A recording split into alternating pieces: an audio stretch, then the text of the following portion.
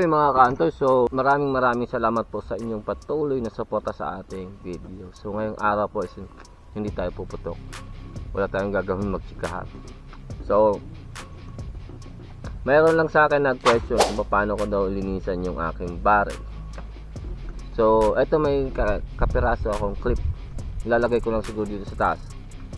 Paano ko lilinisan yung aking barrel? So simpleng tela lang po yan. Wala ko. Ito tela, nylon, tapos ginawan ko siya ng parang lalagyan lang ng nito.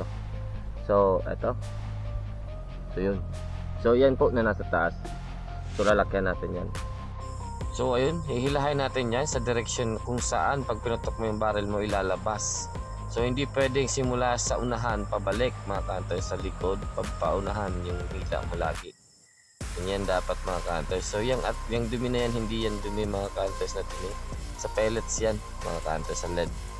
So maintindihan yan mamaya ang gagawin natin. Nakapaglinis na nga tayo ng ating barrel. So kailan mo ba kailangan gawin ang paglilinis ng iyong barrel mga ka-hunters? So actually, sa akin mga ka-hunters, bihira ako maglinis ng aking barrel. Siguro mga ka-hunters, pag wala na talaga akong choice na hindi tumatama yung aking unit, saka ako lilinisan. Pero counting slide lang mga ka-hunters ng tela, sapat na. Lalo na kung hindi ka naman pumuputok ng libo-libong pellets. So pero kung pares ko, ikaw na ang hilig mag-prinking, palagay ko mga ka-hunters, ilang tela ang uubusin natin. Pero make sure mga ka-hunters na sa una mong putok, una mong bira, mga 20 to 30 shots mga ka-hunters, hindi ka makokontento sa results. So proven yan na mag-iiba talaga yung tama niya. Kaya mas maganda mga ka-hunters, iputok mo lang ng iputok, bahala siya. Kung Astro yung gamit mo, sa Astro mo simulan, bahala siya mga ka-hunters. Bahala siya kung mag-okay siya, bigyan mo hanggang 50 shots. Tapos tingnan mo mga ka-hunters kung meron kang nakitang may group. So yung parang nag-group na siya, nabubuo na. So ibig sabihin mga ka-hunters, may progress na yung inyong paglinis ng inyong barrel. So pero pag yung unit mo mga ka-hunters is na-stuck lang, pero pag pinutok mo yung accurate naman, much better mga ka-hunters, wag mong gagalawin yung inyong barrel. Wag mong gagalawin hangga't hindi nag-iiba yung tama niya. Wag mong gagalawin yan. Tapos meron pa tayo dito mga ka-hunters, nagtanong sa atin dito kung kaya daw, pwede daw natin compare ata yung term ni Sir Dorado, na i-compare yung iba't ibang rifling.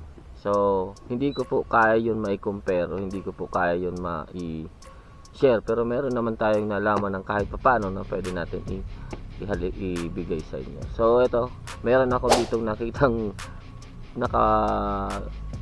sa Google mga ka-hunters. So tingnan nyo yan, yan ang iba't ibang klase ng rifling. So yung nagagamit lang natin dyan mga ka-hunters is yung conventional rifling mga ka-hunters. Yan ang normal dito sa atin sa local. I mean sa score ganun conventional rifling. So sa iba mga ka-hunters, so hindi ko pa na-try. Wala pa akong na-try ng mga ganitong parang may twist. So yung hybrid wala pa. So nakikita nyo dyan sa screen, wala pa ako na-try ng ganyan. Ricochet rifling profile, tsaka yung polygon. Alam ko itong polygon rifling mga ka-hunters is ginagamit ng FX ata yan, na nakalimutan ko yung may yung pangalan ng barrel, pero nasa FX yan yung liner ata yan, yung may twist sa unahan. So ito ata yung ginagamit nilang rifling ngayon. So hindi ko po yan may compare. Tapos yung mga grooves na sinasabi ni Sir, kung ang 12 grooves daw versus 9 grooves, kasi yung grooves nga natin 9, hindi ko alam yung 12 grooves mga ka-hunters kung gaano ka accurate, or paano mo siya iputok, ano ang pellet na pwede sa kanya, kung mabigat pa o maluwag o magaan, may mga ganun mga ka-hunters. So nasa sa inyo yan mga ka-hunters kung anong pipiliin yung pellets para sa inyo. Pero much better mga ka-hunters, bumili kayo ng lahat ng pellets na kaya nyo mahawakan. Tapos, itry nyo yan. Kahit tig-isang box mga ka-hunters, maraming salamat pala kay Sir Oscar, yun binigyan niya tayo ng chance para mahawakan yung iba't ibang pellets na yun. Pero mga ka-hunters, nakita nyo naman, air arms yung gustong gusto ng ating barrel. So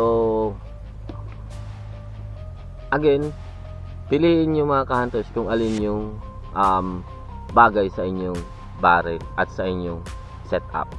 So katulad ng ginawa binigay sa atin ni Sir Oscar, so hindi ko pa natatry sa 840, kaya binigyan ko ng malakas na 840 FPS yung ating unit para magawan ko ng part 3 kung ano man ang mangyayari.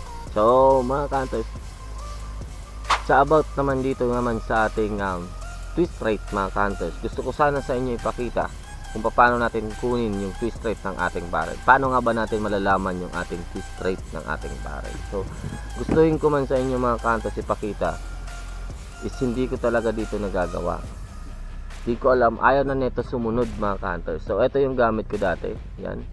Ito mga ka-hunters yung panglinis ng barrel. So linagyan ko na nga siya mga ka-hunters nito para meron tayong guide. So ito mga ka-hunters, lalagyan mo to ng pellet. Lalagyan mo ng pellet, tapos isasalpak mo to.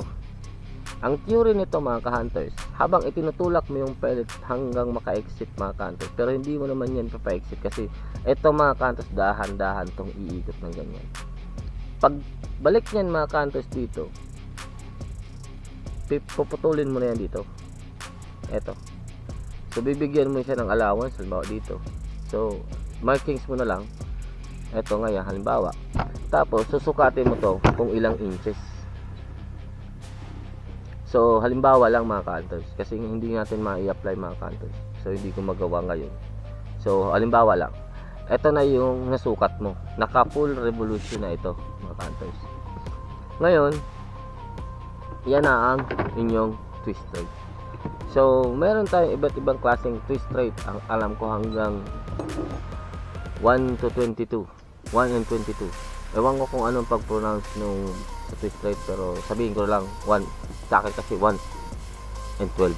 Sabihin na lang natin ang ganoon mga ka-hunters. I-correct nyo na lang ako sa comment box mga ka-hunters kung mali yung sabi ng kung paano yung basahin. Nakalimutan ko kasi mga ka-hunters. So anyways, anyhow, sa atin mga ka-hunters is 1 out of 12. So 1 full revolution niya 12 inches. Ganun yun. So sa atin mga ka-hunters, fast revolution yung ating fast twist rate yung ating barrel. So pag mga fast twist rate katulad ng ating unit mga ka-hunters, mas magaganda daw diyan, sabi sa akin ni Sir Oscar at saka sa forum din, mayroon tayong mga tinanong, magaganda daw diyan is heavy pellets, heavy and malaki. So kasi tapos kung magaan mga ka-hunters yung pellet mo na isasalpak dyan, make sure na mahina lang yung putok niya.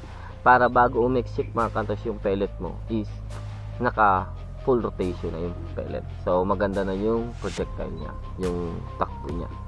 Yun ang theory dyan mga ka-hunters. So the more naman na bumabagal yung twist rate niya mga ka-hunters, the more naman na binibilisan yung pagputok, like mga nasa 800 fps up to 900 to 1000 plus mga ka-hunters.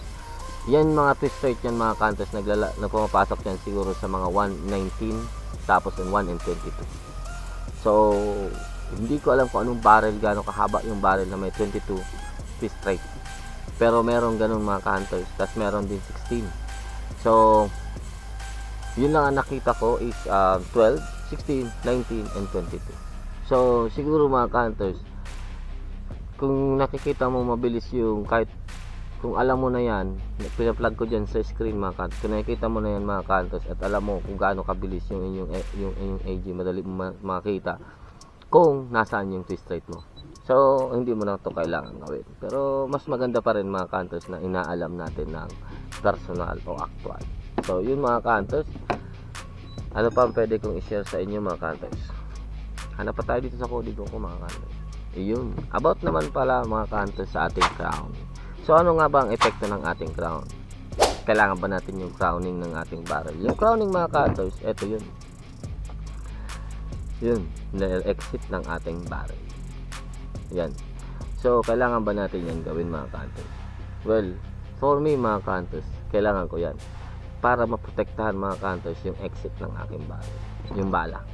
Kasi mga kantos, pag na-damage yung dulo na yan mga kantos, yung exit mismo, yung butas na yan mga kantos, hindi natatama ng maganda talaga yung laruan mo.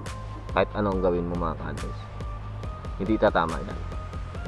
Paiba-iba yan, kahit anong pellet ang gamitin mo mga kantos, damage na yan, damage crown ang tawag yan. So bibigyan ko kayo ng iba't ibang klaseng design ng crowning. Yan, lalagay ko sa screen yan mga kantos. So yan ang iba't ibang klaseng design ng ating crowning na nakita sa Google ulit. So rin-search ko lang yan sa Google. Papakita ko sa inyo mga kantos yung crowning ko ng 15 inches na nakita din natin sa Google. Ayan siya. Yan yung design mga kantos ng ating crown dun sa 15 inches. Tapos eto naman yung design mga kantos ng crown dito sa 17 inches. So iniba ko talaga siya mga kantos, kaya kung mapapansin nyo magkaiba yung tama. Ganun lang, ineksperimentohan ko lang. Good for me, meron tayong dalawang barrel. Kaya pwede natin gawing magkaibang crowning. So yun, meron pa tayong mga kantos pala isang topic na hindi ko sa inyo pwede example, index mga kantos. Paano mag-index ng barrel? So yung index mga kantos ng barrel, mostly nagagawa yan yung mga swing type na barrel. So ang ginagawa nila mga kantos, minamarkings nila dito sa unahan o sa top. Dito, 'di ba nakasalpak na yan. Na zero mo na, okay na. Yung receiver tsaka yung barrel, may marka yan na pantay. Ngayon, ilulusin mo yung thread ng barrel. Iikutin mo 'to mga kantos. Kasi puputok mo. Titingnan mo kung saan tumatama yan. Ang hinahanap diyan mga kantos, kung asan yung mas maganda yung groupings niya. Tapos yung mataas. Yung mataas, halimbawa sa crosshair mo tumatama ng mataas. Tapos maganda yung grouping.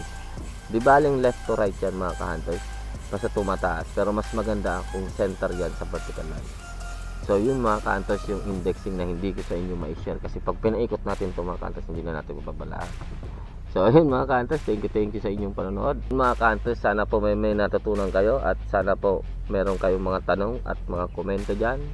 Mag negative man o positive mga kantos, tanggap ko yan. Kung meron pa akong kulang na gusto nyo pa itanong sa akin mga kantos, ilagay nyo lang sa comment box mga kantos. Chikahan lang to, chikahan lang. So bibigyan ko na lang kayo ng thumbs up. Maraming salamat po sa inyong patuloy na pagsuporta sa aking YouTube channel. Thank you po.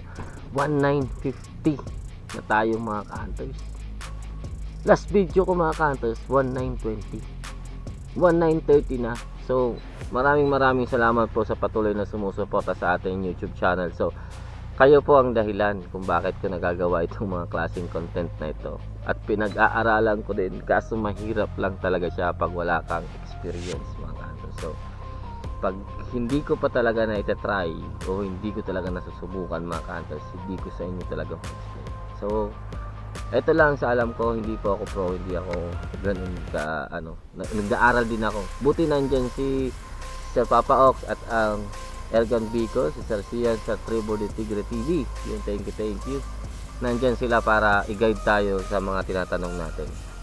So, lahat ng tinatanong natin na sinishare ko din sa inyo o tinatanong nyo sa akin, yung tinatanong ko sa kanila. So, tayo lang yung nag-uusap din. Maraming salamat. Hanggang dito lang. Take care. God bless. Mani. Peace out. Hindi ako makaisnak.